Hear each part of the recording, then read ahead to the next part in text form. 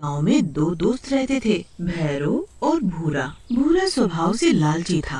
अरे भाइयों, तुमने सुना कि हमारे गांव में एक डांस कंपटीशन होने जा रहा है। जो भी इस कंपटीशन में जीतेगा उसे 10,000 रुपए इनाम और एक फिल्म में डांस करने का चांस दिया जाएगा। अरे वाह, सच सच कह रहे हो तुम? अरे हाँ भाई, विश्वास ना हो तो चौक पे पोस्टर लगा हुआ है, देख लेना खुद ही जाके। भूरा मन ही मन सोचता है, अरे वाह, कितना अच्छा मौका है। मैं अपनी बीवी को कैसे भी करके राजी करूंगा इस डांस कंपटीशन में हिस्सा लेने के लिए। इनाम तो मिलेगा ही साथ में। अगर फिल्मों में काम मिलने लगा तो मुझे तो जिंदगी भर कुछ करना ही नहीं पड़ेगा। घर बैठे बैठे पैसे आएंगे। वाह वाह, बहुत सुनहरा मौका है ये तो। क्या हुआ भाई, किस सोच में पड़ गए? कुछ नहीं, मैं अब घर चलता हूँ। लक्ष्मी इंतजार कर रही होगी। घर जाके भूरा अपनी पत्नी लक्ष्मी को कंपटीशन के लिए मनाने लगता है। देखो भगवान, बहुत अच्छा मौका है। अगर तुम्हें फिल्मों में काम मिलने लगा तो हमें बहुत पैसे मिलेंगे। नहीं जी, मुझे डांस वांस नहीं करना और ना ही फिल्मों में जाना है। हम जैसे हैं वैसे ही अच्छे हैं। भूरा समझाते समझाते थक जाता है पर लक्ष्मी नहीं मानती। तभी भूरा को एक तरीका नजर आता है लक्ष्मी को राजी करने का। ठीक है, मत सुनो मेरी, जब देखो अपने मन की करती हो। फिर भूरा घर से निकल के सीधा एक वशीकरण करने वाले साधु के मठ पर जाता है। साधु बहुत डरावना लग रहा होता है। काले कपड़े, बड़ी बड़ी मालाएं गले में, जटाएं बांधी हुई और तंत्र मंत्र यंत्र में फूंक रहा होता है। कहो वत्स, कैसे आना हुआ? क्यों बताऊं बाबा जी, मेरी पत्नी मेरी कोई बात नहीं मानती, हमेशा अपनी चलाती है। आप मुझे कुछ उपाय बताओ। समझ गया बेटा, वहाँ मेरी कुटिया के अंदर जाओ। एक पोटली में भभूत की पुड़िया रखी है, छोटी वाली पुड़िया ले आओ। भूरा कुटिया के अंदर जाता है और पोटली से पुड़िया निकालता है और साधु के पास आता है। ये भभूत दूध में मिला के अपनी पत्नी को पिला देना, फिर देखना वो कैसे तुम्हारे वश में होती है। धन्यवाद बाबा जी। वहाँ से वापस आके रात को भूरा दूध में भभूत मिला के लक्ष्मी को देने जाता है। दूध पीते ही लक्ष्मी के हाव भाव बदलने लगते हैं। अरे ये मुझे क्या हो रहा है? मेरे शरीर में इतना तेज दर्द क्यों हो रहा है? अरे मैं मर गई रे, माँ मर गई रे, मैं मर गई। ये क्या हो रहा है? हाय मेरे पैर, मेरे हाथ पैर में इतना दर्द क्यों हो रहा है? लक्ष्मी चीखने चिल्लाने लगती है और उसकी शक्ल डरावनी बनती जाती है। लक्ष्मी की हालत देख के भूरा डरने लगता है। अरे भगवान, ये तुम्हें क्या हो रहा है? तुम्हारा शरीर बढ़ कैसे रहा है? देखते ही देखते लक्ष्मी का आकार बढ़ जाता है और उसका आधा शरीर घर की छत तोड़कर ऊपर निकल जाता है। लक्ष्मी एक भयानक डायन बन चुकी होती है।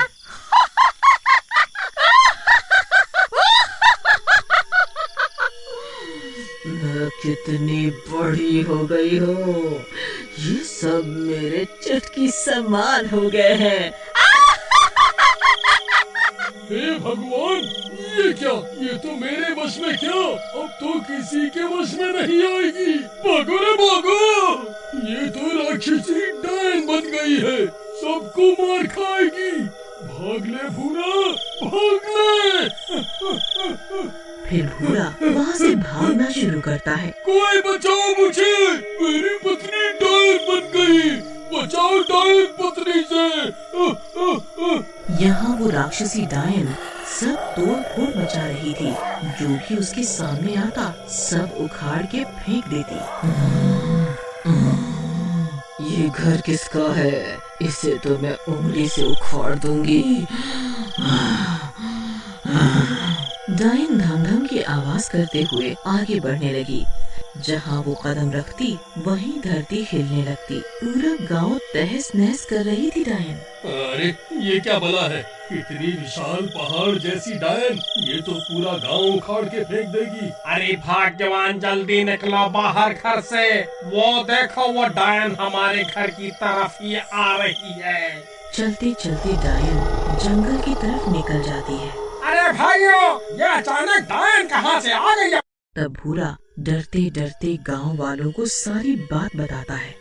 अरे ये तुमने क्या कर दिया, अपनी ही पत्नी को डायन बना दिया। ये किसी को नहीं छोड़ेगी, देखना कुछ ही देर में पूरा जंगल उखाड़ के फेंक देगी, ये सब बर्बाद हो जाएगा। वहाँ वो राक्षसी डायन जंगल में जाके पेड़ उखाड़ उखाड़ के फेंकने लगी। उसकी हलचल से मानो बार बार भूकंप आ रहा हो। मैं इस धरती पे राज करूंगी मैं इस धरती पे, सब तहस नहस कर दूंगी। भैरव भूरा से पूछता है, तुम कौन से बाबा के पास गए थे? अब हमें उन्हीं से कुछ मदद मिल सकती है। फिर भूरा भैरव और बाकी गांव वालों को उस साधु के पास लेके जाता है। कुछ ही देर में वो लोग वशीकरण वाले बाबा के पास पहुंच जाते हैं। क्या हुआ वत्स, वापस कैसे आए तुम? बाबा जी, आपने जो इसे भभूत दिया था उससे तो इसकी पत्नी डायन बन गई है, वो भी बहुत बड़ी भयंकर राक्षसी डायन। वो सब तहस नहस कर रही है। बाबा कुछ देर के लिए सोच में पड़ जाता है, फिर भूरा से पूछता है, तुम कौन सा भभूत ले गए थे? भूरा कुटिया में जाके वो पोटली ले आता है और उन्हें बताता है, अरे बेटा, ये तो चुड़ैल डायन राक्षस वाला भभूत है। तुमने अपनी पत्नी को ये पिला दिया क्या? ये तो अनर्थ हो गया। अब तो उसके कहर से कोई नहीं बच पाएगा। नहीं बाबा, ऐसा मत बोलिए, कुछ तो उपाय होगा। मुझसे बहुत बड़ी गलती हो गई, मैं गलत भभूत ले गया। इसकी सजा पूरे गांव को नहीं मिलनी चाहिए। वहाँ वो डायन जंगल में रहने वाले जानवरों को मार मार के खा रही थी। आहा, आहा, कितना मजा आ रहा है। ये सारे जानवर मुझसे डर रहे हैं। अब इस खरगोश की बारी है।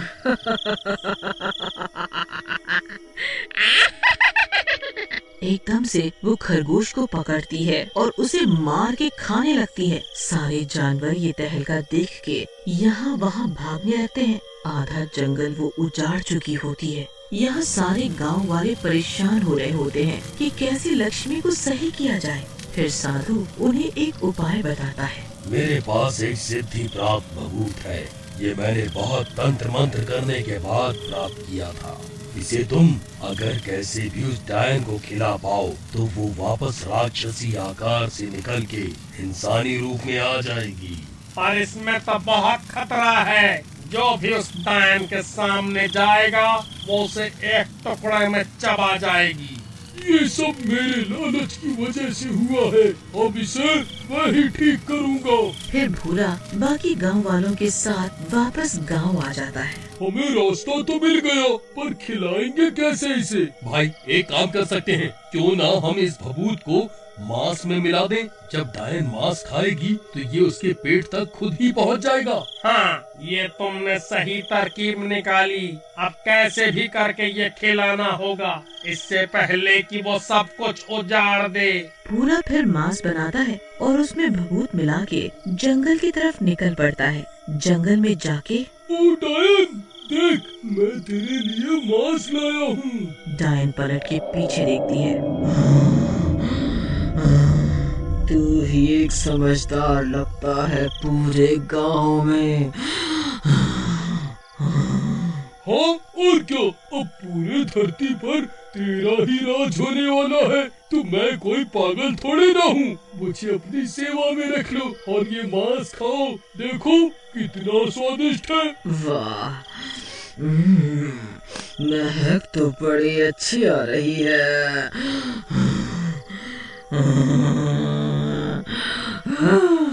फिर राक्षसी डायन वो मांस खाने आगे बढ़ती है और एक ही बार में सारा मांस खा जाती है। ये क्या मुसीबत है? मुझे बहुत तकलीफ हो रही है। और वो धम से जमीन पे गिर पड़ती है और एकदम से इंसानी रूप में आ जाती है। अजी, आप यहाँ जंगल में और मैं यहाँ कैसे? बस एक सबक ले रहा था। फिर सब गांव वाले हंसने लगते हैं। राजकोट शहर में कामिनी की सुंदरता के किस्से हर घर में मशहूर थे। और अब आप सोच रहे होंगे कि कामिनी कौन है। कामिनी दीवान सिंह की बेटी है, जो राजकोट के सबसे बड़े सेठ हैं। उनकी बेटी जब से 20 साल की हुई है, उसकी खूबसूरती के किस्से राजकोट के हर घर में गूंजने लगे हैं। पापा, मैं कॉलेज जा रही हूँ। अरे कामिनी, संभल कर जाना। आजकल जिसे देखो वो मुझसे तुम्हारे बारे में पूछ रहा है। क्यों पापा, ऐसा तो मैंने क्या कर दिया है? अरे नहीं बेटी, तुमने कुछ नहीं किया। बस मेरी बेटी इतनी सुंदर जो है कि सब लोगों की नजर उस पर लगी हुई है। हर कोई मुझसे तुम्हारे रिश्ते की बात कर रहा है। पापा, मैं अभी शादी नहीं करना चाहती। आप प्लीज किसी भी ऐरे गहरे से मेरी शादी मत करवा दीजिएगा। अरे नहीं नहीं बेटी, तुम बिल्कुल चिंता मत करो। मैं तुम्हारी मर्जी के खिलाफ तुम्हारी शादी किसी से भी नहीं कराऊंगा। ये हुई ना मेरे पापा वाली बात। अच्छा, अब मैं चलती हूँ पापा, मुझे कॉलेज के लिए देर हो रही है। हाँ, तुम ये कार लेकर जाओ, कालू तुम्हें कॉलेज छोड़ देगा। ठीक है पापा, चलें कालू भैया। कालू भैया, मेरे लेक्चर्स खत्म हो जाएंगे तो मैं आपको फोन कर दूंगी। देखो तो जरा कौन चला आ रहा है। तुम लोग फिर शुरू हो गए? हाँ, अरे अब दीवान सिंह की बेटी के इतने चर्चे हैं तो बात तो होगी ही ना।